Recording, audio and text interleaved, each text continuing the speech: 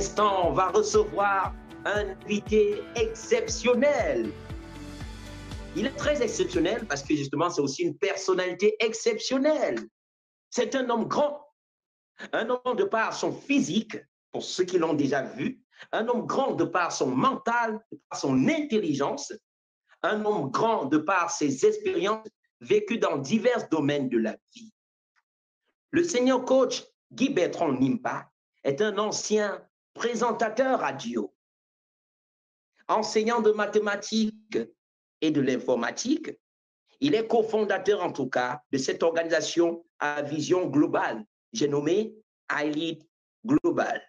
Est-ce que vous, chers coachs présents dans la salle, vous pouvez mettre plein de cœur pour accueillir le senior coach Guy Bertrand Nimpa? Des cœurs, s'il vous plaît. Des cœurs. Coach Guy Bertrand, n'ouvrez pas encore votre micro. Je veux des cœurs. Des cœurs. Un maximum de cœurs. Pour notre, oui, des cœurs pour notre coach, senior coach Guy Bertrand Nimpa. Ce n'est pas tous les jours qu'on l'a sur cette plateforme ou encore lundi de la vision. En tout cas, il est souvent là, mais en position aussi spectateur, en position participant, un genre. Mais aujourd'hui, il est là pour parler. Il va faire le récap sur les 17 lois indiscutables du travail en équipe. Bonsoir et bienvenue, senior coach.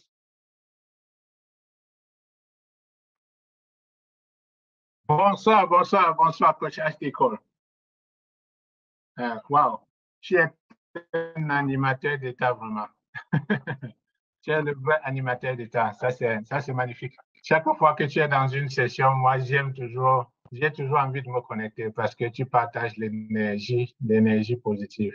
Vraiment, merci beaucoup pour ce privilège qui m'a donné de m'adresser à vous au lundi de la vision de iLead Global. Le lundi de la vision, c'est un programme de l'école de leadership de iLead Global. C'est la version gratuite de l'un des programmes de l'école de leadership. Vous savez, iLead Global est dans plusieurs axes, y compris le développement personnel, l'entrepreneuriat et le leadership. Donc, le lundi, la vision, c'est un des programmes de l'école de leadership qui n'est pas encore ouvert, qui va s'ouvrir bientôt.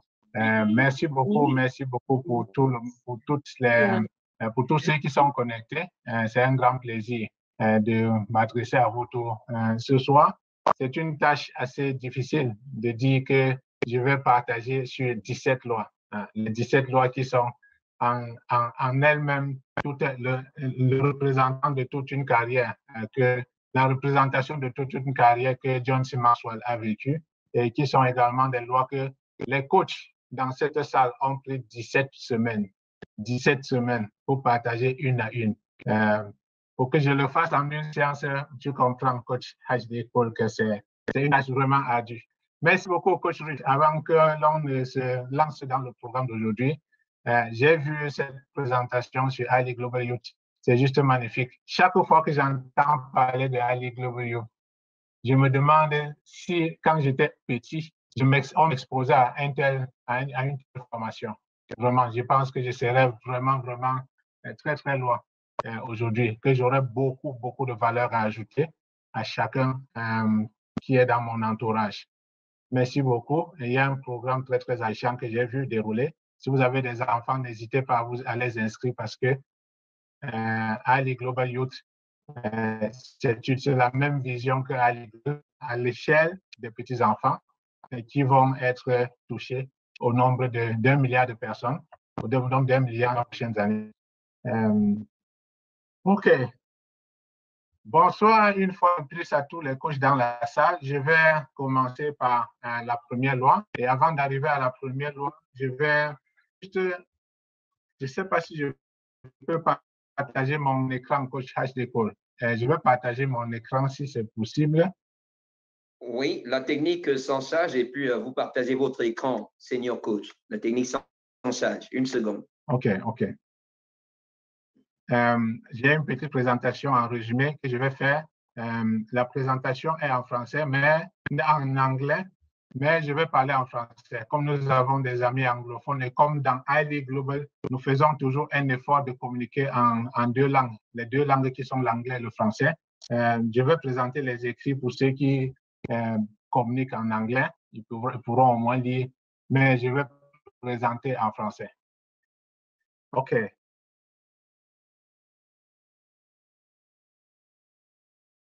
Si vous voyez mon écran, faites-moi signe.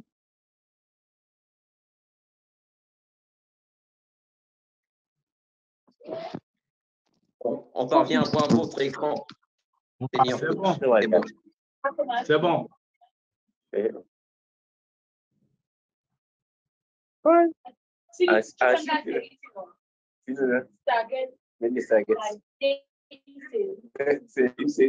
j'ai vu comment ils sont même là, c'est la série film qu'on sort souvent comme ça. Oui, on doit sauter quand il s'agit des 17 lois du travail en équipe. C'est quelque chose de vraiment, vraiment magnifique. OK. Le lundi de la vision est le travail en équipe. Le travail en équipe, il y a des experts qui sont passés sur ce plateau depuis bientôt 17 semaines et qui ont partagé sur les différentes lois que je vais parcourir un peu rapidement.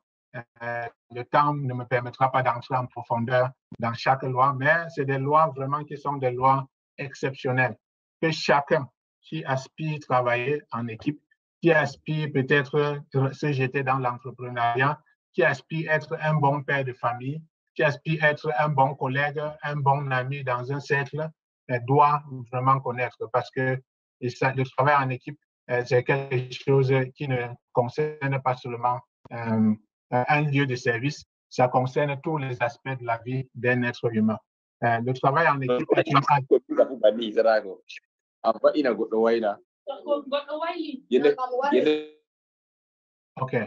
OK, merci beaucoup.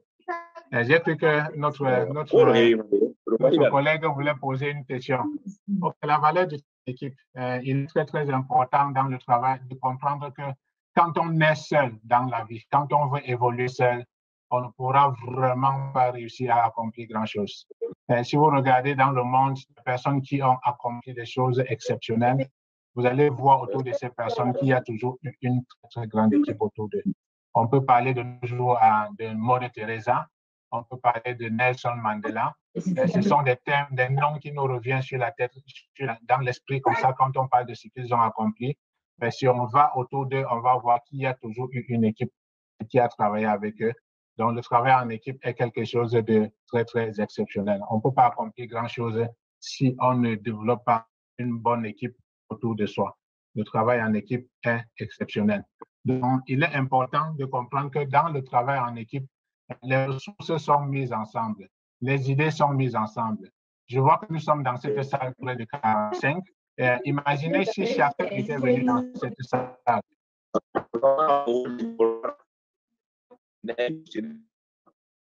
Je vais le soumettre. Je ne comprends pas, je n'écoute pas. Est-ce que vous pouvez... OK. Oui, je disais tantôt que nous sommes 45 ou 46 dans cette salle aujourd'hui. Si vous étiez venu dans cette salle-ci avec une idée et que l'on décide chacun de partager son idée, combien d'idées chacun qui est venu avec une idée repartira-t-il avec? Coach Mundela, Oui, on repartira avec 46 idées. On repartira avec 46 idées. Donc, chacun qui est venu avec une idée repartira avec 46 idées. C'est ça le pouvoir du travail en équipe. Parce que quand on est en équipe, on se supporte. Quand on est en équipe, on partage les idées. Quand on est en équipe, on se soutient. Quand on est en équipe, les ressources sont mises ensemble, les énergies sont ensemble, et puis on peut avoir plus grand qu'une seule personne.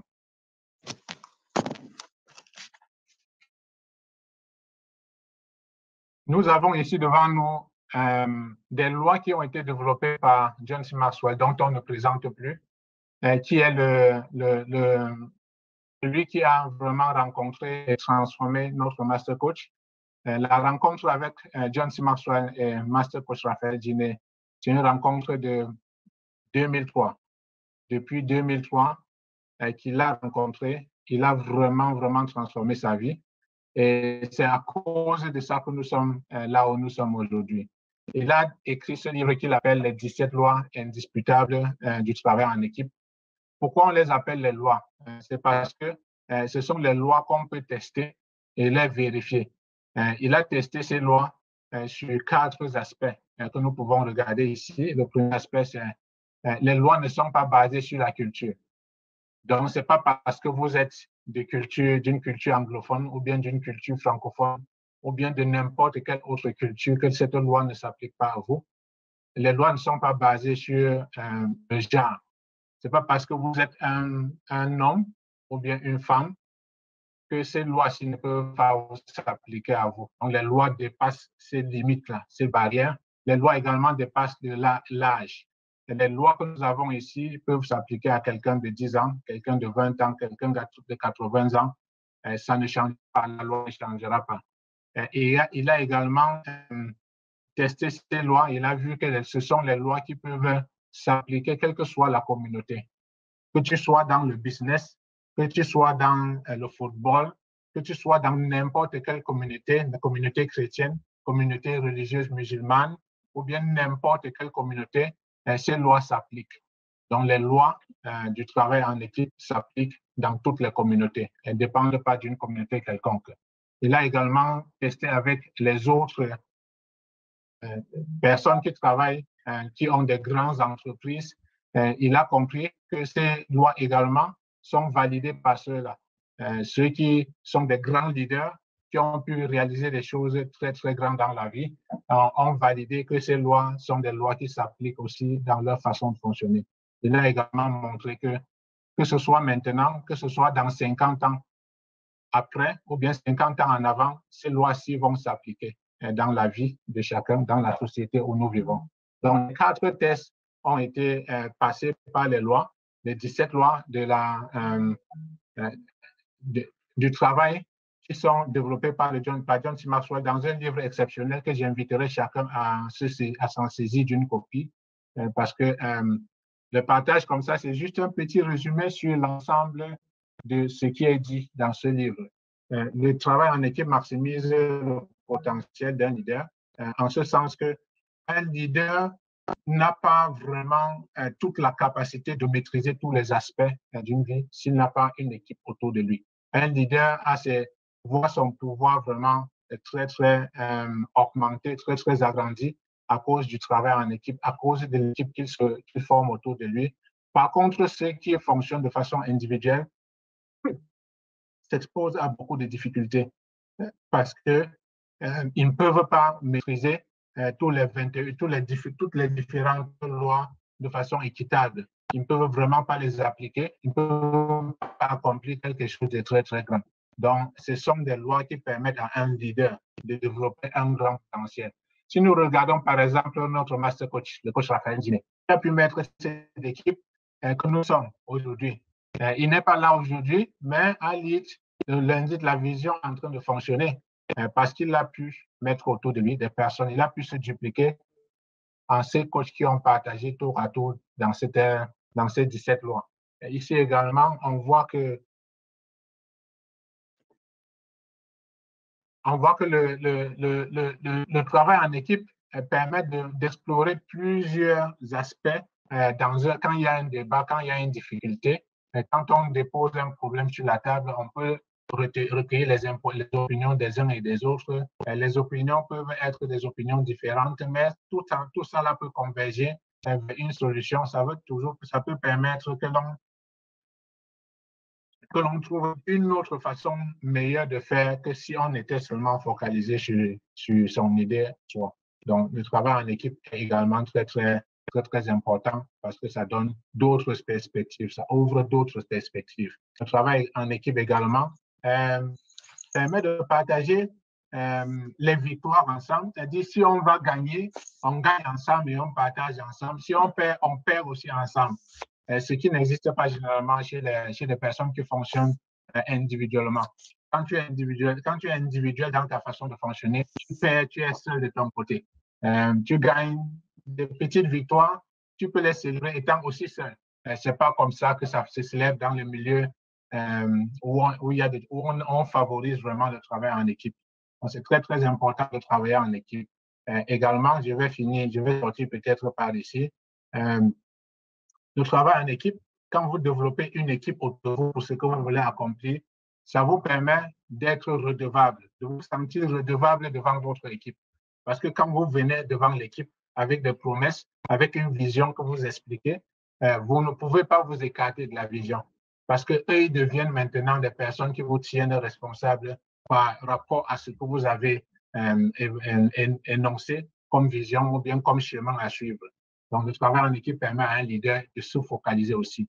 Ce sont d'autres aspects du travail en équipe. Tu ne peux pas mettre les gens ensemble et puis maintenant aller dans une autre direction. Ils vont te rappeler que non, tu es en train de dévier de la trajectoire que l'on s'était fixé ensemble, que tu nous avais expliqué. Donc, c'est aussi une autre force, une autre puissance du travail en équipe. Dans le travail en équipe, c'est très, très important de mettre en avance la force de l'équipe et non la force individuelle. C'est très, très important dans le travail en équipe. Pourquoi les gens généralement aiment travailler seuls? Pourquoi les gens aiment toujours être isolés? Ils veulent tout ça. Ils sont selfish dans leur façon de fonctionner. Ils veulent tout contrôler. Ils veulent toujours être seuls. Ils veulent que quand il y a une victoire, que c'est eux seuls qu'on voit. Il y a plusieurs raisons pour lesquelles les êtres humains se comportent comme ça. Et ce sont vraiment des choses qui empêchent l'être humain d'accomplir quelque chose de grand, qui empêchent même les entreprises de réussir. Et pourquoi? Parce que l'être humain, il veut fonctionner seul. Il y a quelques raisons que je vais énumérer ici. La première raison, c'est l'ego. L'être humain est plein, la plupart des êtres humains sont pleins d'ego. Ils ne peuvent pas admettre, ils se disent qu'ils peuvent tout accomplir étant seuls. Ils se disent que non, ils n'ont besoin de personne. Ils ont un ego qui est au-dessus de leur niveau de leadership. Et ça empêche leur leadership d'évoluer et leur permettre qu'ils fonctionnent à leur plein potentiel. Donc voilà l'une des raisons pour lesquelles les gens n'aiment pas travailler en équipe, parce qu'ils sont pleins d'ego. La deuxième raison, c'est l'insécurité. La plupart des personnes pensent que non, s'il amène quelqu'un dans son équipe qui est plus fort que lui, la personne va prendre sa place. Ou bien quand on accomplira les choses, les honneurs iront plutôt vers la personne. La personne va le diminuer. Il va se sentir diminué parce qu'il y a quelqu'un qui l'a apporté dans son équipe qui est plus fort que lui. Donc, l'insécurité. Beaucoup de personnes se disent que non, je ne peux pas me mettre en équipe avec les gens parce que ça va me rendre vulnérable. Voilà l'une des raisons. La troisième raison, c'est la naïveté. La naïveté, pourquoi? Parce que beaucoup de personnes n'ont jamais appris qu'il faut travailler en équipe. Quand tu as l'idée d'une entreprise, une fois que l'idée de l'entreprise est là, tu dois aussi commencer à développer une équipe pour t'accomplir dans cette vision. On ne peut pas s'en sortir seul. Beaucoup se réalisent toujours trop tard, quand il est vraiment tard, qu'il fallait travailler en équipe. Voilà une des raisons pour lesquelles les gens sont égoïstes. Les gens ont envie de donner 100% d'efforts pour avoir 100% de résultats. Alors qu'en équipe, tu donnes moins d'efforts et les résultats sont multipliés. Il y a aussi le selfishness. Dans la façon d'être selfish, on veut porter le trophée seul. On veut montrer qu'on était seul, qu'on a réussi, qu'on est self-made man, comme on dit souvent. C'est l'une des raisons qui retient les gens, qui empêche les gens de faire. Ils veulent brandir le trophée seul. L'autre raison également, c'est toujours un peu dans le sens de l'ego, le pride. Certaines personnes pensent que d'autres personnes qui sont plus intelligentes ou bien plus fortes vont plutôt les oppresser s'ils les amènent dans leurs équipes. Non, ce n'est pas toujours le cas. Dans une équipe, quand tu fonctionnes avec les gens, avec honnêteté, chacun donne le meilleur de soi-même. Et toi-même, tu es reconnu pour ce que tu as fait parce que si on regarde l'exemple aujourd'hui du Master Coach, le Master Coach, il a des mentors. Il a des coachs qui l'ont formé, qui sont très, très fiers de le voir aujourd'hui. Il est très fier de dire qu'il vient de la John C. Maxwell, qu'il vient de la Tony Robbins, qu'il vient de la Bob Proctor. Parce que ces leaders-là lui ont la possibilité de devenir ce qu'il est devenu aujourd'hui. Il y a le tempérament également. Beaucoup de personnes n'ont pas le tempérament qui favorise le travail en équipe. Ils préfèrent évoluer tout seuls parce que quand ils sont dans une équipe, ils sont toujours très, très nerveux. Ils sont toujours un peu à l'écart de l'objectif global. Donc, voilà un peu les raisons qui peuvent pousser les gens, qui généralement poussent les gens à ne pas travailler en équipe. Et quand tu ne travailles pas en équipe, ça met vraiment une barrière sur ton potentiel. Tu ne peux pas vraiment fonctionner à ton plein potentiel si tu n'amènes pas des gens autour de toi et qui vont travailler avec toi. Parce qu'on ne peut pas être numéro 10 partout. On ne peut pas être celui qui donne la meilleure soi-même dans tous les aspects de la vie d'une entreprise ou bien de la vie humaine. Il y a aussi le contrôle. Il y a des gens que, quand ils n'ont pas la possibilité de tout contrôler, ils préfèrent tout abandonner. S'il ne peut pas avoir le contrôle sur tout, on ne commence rien. Il bloque tout, sauf si tout est autour de lui. C'est-à-dire que lui, il peut décider à tout moment sur le sort de n'importe qui. Et il y a des personnes qui aiment le contrôle. Que quand ce n'est pas entre eux, ou c'est eux, ou c'est personne d'autre. Donc voilà les raisons, j'ai énuméré quelques raisons d'ici qui empêchent les êtres humains de travailler en équipe. Il y a également cette raison qui est celle du maillon faible d'une équipe. Chacun de nous a une expérience d'un travail dans une équipe où il y avait une personne qui était toujours vraiment au-dessous de la moyenne. Ça, c'est une expérience généralement qui est très, très négative pour les gens. Que quand ils rencontrent ce genre de personnes, ils préfèrent ne plus s'associer et travailler tout seuls. Parce qu'ils se sont associés avec des gens qui n'avaient pas la capacité et qui n'avaient aucune envie de s'ajouter de la valeur pour fonctionner à leur capacité meilleure. Coach HDCO, je suis en train de regarder le terrain. Je sais que tu m'as à l'œil. Pas de souci. Vous êtes tellement intéressant, Seigneur Coach. Il y a beaucoup de gens dans la vie qui disent que si le travail, ils préfèrent que ce soit fait par eux ou bien que ce ne soit pas fait du tout. Donc, ils abandonnent, soit c'est fait par eux, soit ils abandonnent, ils changent d'idée ou bien ferment même l'entreprise. Il y a des personnes que quand ils voient un travail, ils sont tellement dans la certitude que quand quelque chose est fait, il n'y a pas une virgule qui manque quelque part, non. Ils disent que ce n'est pas bien fait. Et du coup, ils se consomment tellement parce qu'ils veulent embrasser tout et ils veulent tout faire seuls. Il y a aussi le manque de formation. Beaucoup de personnes ne savent même pas qu'il faut se former. Ils ne savent pas qu'il faut se former sur comment travailler en équipe.